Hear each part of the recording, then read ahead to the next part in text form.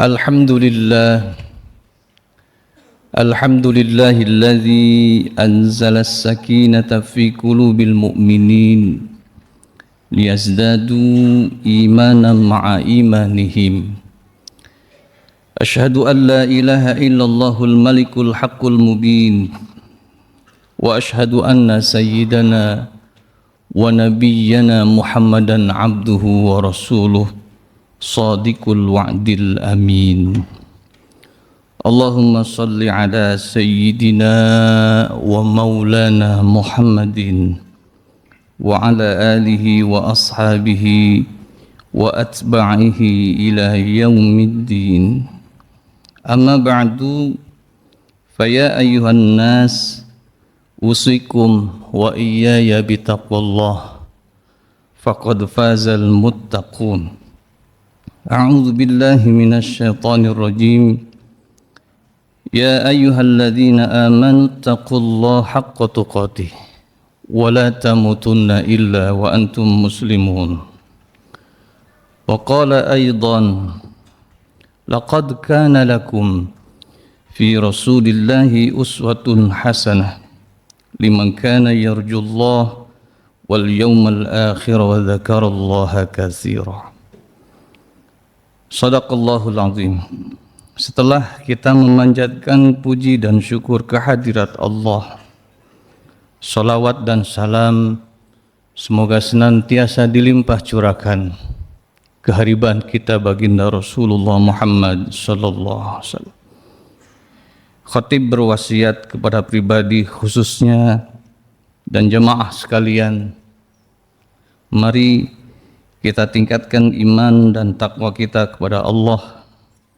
Faqad fazal muttaqun, karena sesungguhnya yang mendapatkan keberuntungan dan kebahagiaan adalah orang-orang yang bertakwa.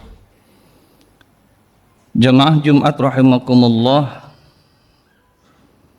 dalam kitab Nasaihul Ibad diterangkan bahwa sesungguhnya Nabi SAW dimuliakan oleh Allah dengan 5 kemuliaan. Innallaha akraman nabiyya bi khamsati asya'a. Nabi dimuliakan, Allah memuliakan Nabi sallallahu alaihi wasallam dengan 5 macam kemuliaan. Pertama, Allah memuliakan Nabi Muhammad sallallahu alaihi wasallam bil ismi, dengan nama beliau. Ketika Allah menyebut nabi dan rasul selain Nabi Muhammad, Allah menyebut langsung namanya. Wa idz qala Musa, wa idz qala Isa, wa idz qala Ibrahim, ya Adamu wa Ayyuba, dan seterusnya. Nabi-nabi dan rasul-rasul lain disebut namanya oleh Allah langsung di dalam Al-Quran. Tapi ketika baginda Rasul Muhammad SAW diseru oleh Allah, Allah tidak menyebut nama Muhammad secara langsung, tapi yang disebut adalah gelar kenabian dan kerasulan Muhammad. Ya ayyuhan nabiyyu inna arsalnaka syahidan wa mubasysyiran wa nadhira. Ya ayyuhar rasulu balligh ma unzil. Ya ayyuhan nabi, ya ayyuhar rasul. Seperti itu panggilan-panggilan Nabi kepada Muhammad. Kalaupun disebut nama Muhammad, pasti diikuti oleh gelar kerasulannya. Seperti misal dalam surah Al-Fath, Allah menyebut nama Muhammad, tapi kemudian nama Muhammad ini diikuti gelar kerasulan beliau, Muhammadur Rasulullah. Ini mengindikasikan bahwa Allah memuliakan Nabi dari sisi nama beliau. Yang kedua, Allah memuliakan Nabi bil jismi, dari sisi jisim, jasmani, jasad, fisik. Rasulullah SAW adalah manusia biasa seperti kita. Bahkan disebut oleh Allah dalam istilah bahwa beliau adalah basyarum mislukum. Qul innama ana basyarum mislukum. Katakan Muhammad, sesungguhnya aku ini Muhammad adalah basyar, manusia seperti biasa, manusia seperti kalian semua. Kalimat basyar artinya manusia, sama dengan kalimat an-nas yang artinya manusia, al-insan juga manusia, bani Adam juga manusia, bahkan ibadun juga artinya manusia. Tapi kalimat basyar dalam gramatikal Arab menunjuk kepada manusia yang berfungsi dari sisi fisik. Artinya apa? Rasulullah Muhammad adalah manusia biasa seperti kita yang punya kebutuhan fisik. Kalau lapar ya butuh makan, kalau haus butuh minum, kalau capek butuh istirahat, dan seterusnya seperti kebutuhan manusia pada umumnya. Tetapi fisik jasmani Nabi dimuliakan oleh Allah. Banyak riwayat yang menyebutkan, antara lain dari Ummi Sulaim. Ummu Sulaim itu ibunda dari Anas bin Malik. Beliau suatu saat melihat ketika Rasul berkunjung ke rumah Anas bin Malik, Rasul kelelahan, dan karena panas yang sangat kuat, akhirnya Rasul tertidur dan keluar keringat dari kening, dari tubuh, dari wajah Nabi. Kemudian Ummu Sulaim mengambil satu wadah, kemudian mendekati Nabi, lalu Nabi berkata, "Malaki ya Ummu Sulaim, apa yang kau perbuat ya wahai Ummu Sulaim?" Ummu Sulaim berkata, "Ya Rasul, aku mohon izin untuk menyeka keringat yang keluar dari keningmu, dari wajahmu." Nabi mengizinkan, lalu disekaklah keringat Nabi yang mengucur dari dahi, dari wajahnya. Keringat Nabi Sallallahu Alaihi Wasallam yang disekak oleh Ummu Sulaim kemudian disimpan dalam satu wadah. Dan ternyata selepas Nabi pulang dari rumah Ummu Sulaim itu, wangi keringat Nabi yang harum semerbak itu menempel berhari-hari di rumah Ummi Sulaim, sehingga orang menyangka bahwa Nabi sedang ada di rumah Ummi Sulaim. Diriwayatkan dari Khalid bin Walid, saat terjadi peperangan yang berkecamuk, beliau ketika pasukan muslim mundur untuk mengatur serangan, mengatur strategi perang, tapi Khalid bin Walid ini maju ke tengah pertempuran.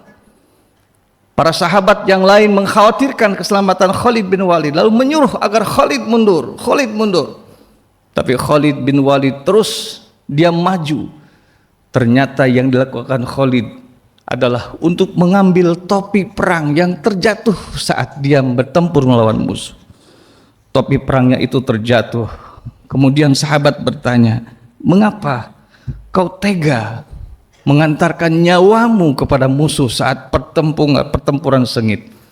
Khalid mengatakan, "Sesungguhnya aku mengambil topi ini karena di dalam topi ini ada rambut Rasulullah Sallallahu Alaihi Wasallam."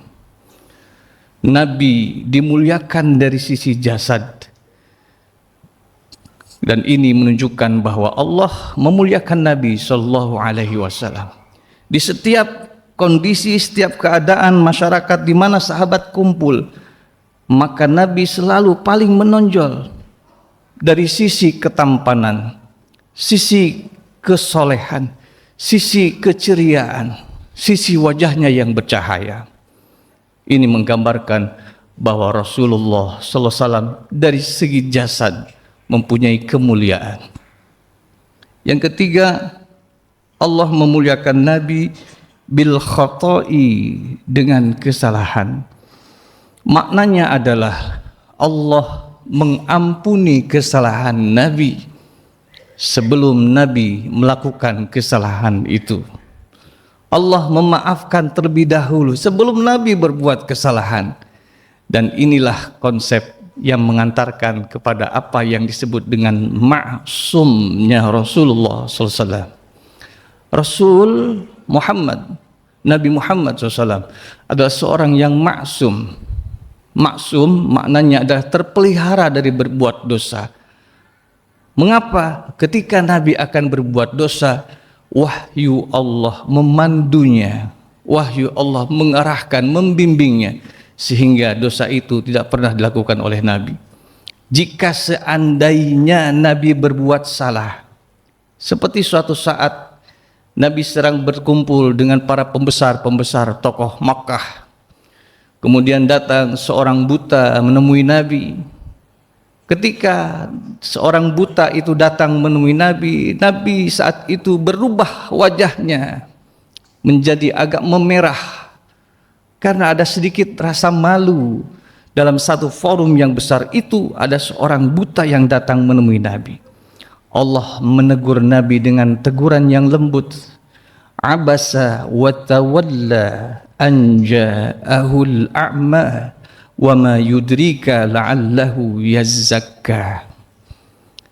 Ayat ini jadi dalil, jadi dasar bahwa sesungguhnya Allah memaafkan Nabi sebelum Nabi berbuat kesalahan. Yang keempat, Allah memuliakan Nabi bil ata'i. Maknanya adalah dengan pemberian. Allah memberi sesuatu yang tidak diminta oleh Nabi. Nabi tidak minta pun Allah memberinya. Berbeda dengan nabi-nabi lain. Nabi lain seperti Musa alaihi salam misalnya. Nabi Musa punya keinginan untuk bisa bertemu melihat wajah Allah. Nabi Musa menyampaikan keinginannya itu kepada Allah. Allah menjawab, tidak mungkin kamu kuat ya Musa. Tapi Musa kekeh meminta kepada Allah agar dapat melihat wajah Allah. Setelah Allah berulang kali mengingatkan Musa, akhirnya Allah mengabulkan. Baik, silakan kamu naik ke satu bukit Tursina, kemudian kamu lihat ke arah jabal, ke arah gunung. Ketika itu Nabi Musa alaihissalam mengikuti apa yang diinstruksikan oleh Allah.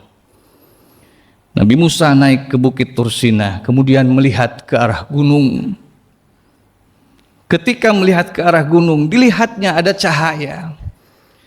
Saking terangnya, saking kuatnya itu cahaya, Nabi Musa tidak tahan.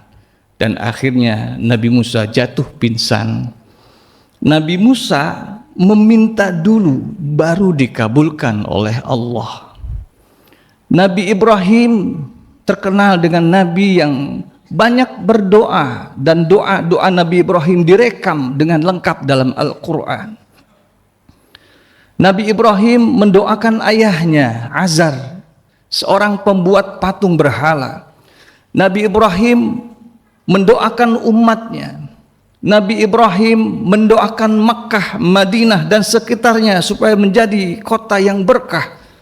Nabi Ibrahim mendoakan untuk anak keturunannya dan banyak doa-doa Nabi Ibrahim. Baru kemudian Allah kabulkan permintaan Ibrahim itu. Nabi dan Rasul lain meminta dulu, baru Allah kabulkan. Tetapi Nabi Muhammad SAW Allah beri walaupun beliau tidak memintanya. Inna a'tainakal kautsar fasalli rabbika wanhar inna syani'aka huwal abtar. Sesungguhnya kami memberi kepadamu Muhammad apa? Al-Kautsar. Al-Kautsar dalam satu tafsir diterangkan sebagai telaga yang ada di surga. Telaga yang ada di surga yang rasanya lebih manis daripada madu, lebih putih daripada susu, dan lebih dingin daripada salju. Inilah minuman untuk baginda Rasul Muhammad di surganya nanti. Ini sudah disediakan Allah. Walaupun baginda Rasul tidak meminta untuk dibuatkan Kautsar itu. Jamaah sekalian, dan yang kelima, Allah memuliakan Nabi birridho, dengan ridho. Dan inilah puncak kemuliaan. Puncak kemuliaan Allah kepada baginda Rasul adalah Allah meridhoinya. Kenapa disebut puncak? Karena sesungguhnya ridho ini adalah tatkala di akhirat nanti Rasul melihat umatnya banyak yang masuk ke dalam neraka jahanam. Rasul melihat umatnya yang banyak disiksa. Kemudian Rasul bersedih. Tatkala itu Jibril diutus oleh Allah untuk menanyakan mengapa Rasul bersedih. Padahal Rasul sudah disediakan surga yang paling tinggi, dan beliaulah orang yang pertama kali masuk ke dalam surga. Lalu Nabi mengatakan, aku tidak akan pernah masuk ke dalam surga kecuali melihat umatku semuanya selamat dari neraka.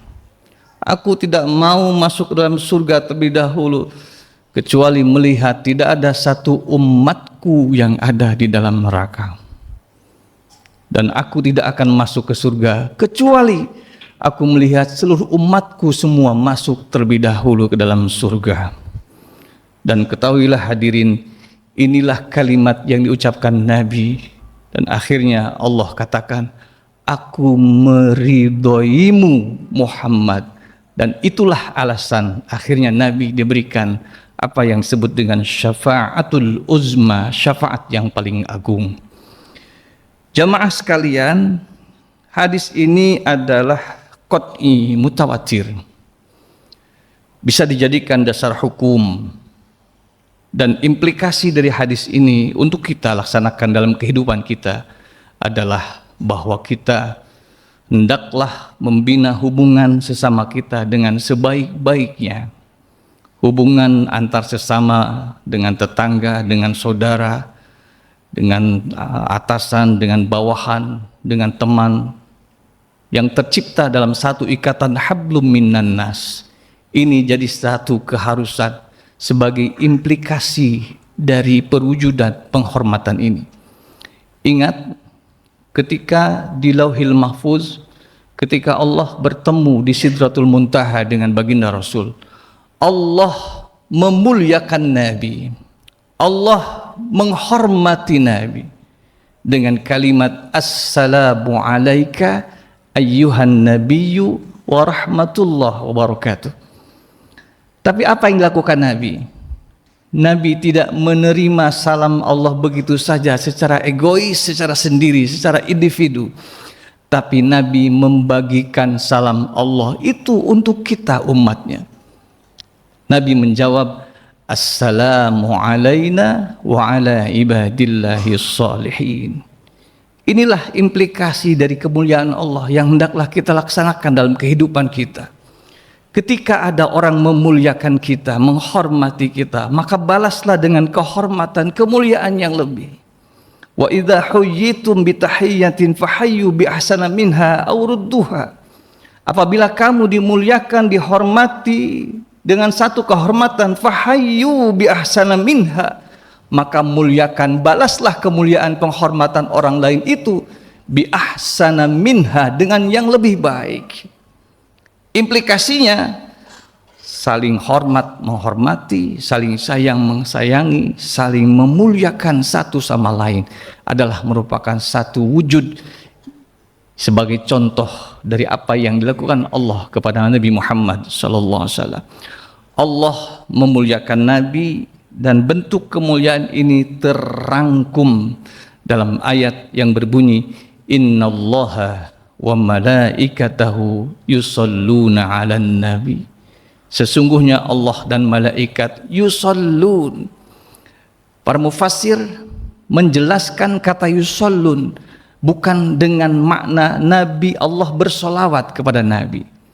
Kalimat yusallun, solawatnya Allah, artinya Allah merahmati Nabi, Allah memberikan rahmatnya kepada Nabi, Allah memuliakan Nabi Muhammad sallallahu alaihi wasallam. Kalau Allah dan malaikat saja memuliakan Nabi, mengapa kita sebagai umat iman, umat yang beriman tidak memuliakan Nabi. Oleh karena itu jamaah sekalian, implikasi dari apa yang sudah disampaikan dalam baginda Rasul tadi tentang kemuliaan beliau yang disampaikan Allah, maka kita hendaklah menjadi umat yang senantiasa menciptakan hubungan dengan sesama kita dengan sebaik-baiknya, saling menghormati, saling memuliakan dalam hubungan hablum minan nas. Barakallahu li wa lakum fil Qur'anil azim, wa nafa'ni wa iyyakum bima fihi minal ayati wa dzikril hakim, wa taqabbala minni wa minkum tilawatahu innahu wal ghafurur rahim.